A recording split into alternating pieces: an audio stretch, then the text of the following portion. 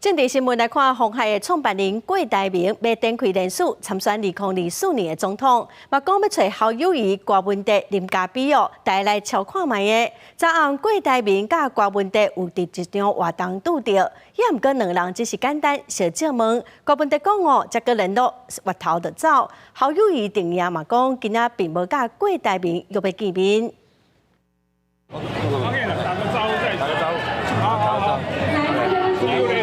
民众党总统参选人郭文哲含拄宣布要选总统的郭台铭，而到暗时是喊咧共场走脱，主办单位大新准备的饮料就放伫个桌仔顶，但是两个人约要啉咖啡，讲整合的时机时间也未到。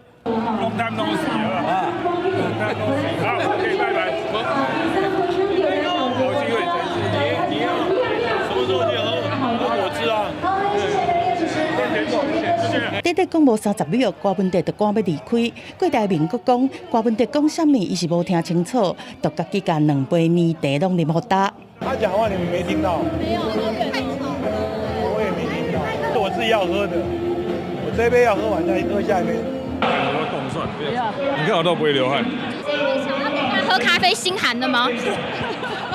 其实郭文哲和郭台铭同款，暗时7点就到现场，但是郭台铭先上台致辞20几分，郭文哲是选伫个舞台后壁徛咧等，互动是有够冷。不过事后郭台铭伫个面册发文讲，听到郭文哲讲疫情期间的防疫计程车是感觉真佩服，强调讲互相欣赏、互相鼓励都是团结的基础。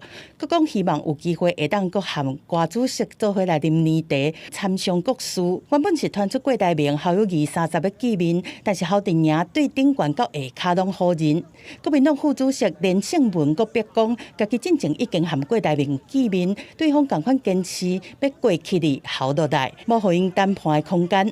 市长邱毅认为说，让韩国瑜来整合在野3个不合适吗？郭台铭今30早起，侯友宜继续走市政的行程，无要回应政治的问题。民进党总统参选人赖清德是无行程。记者综合报道。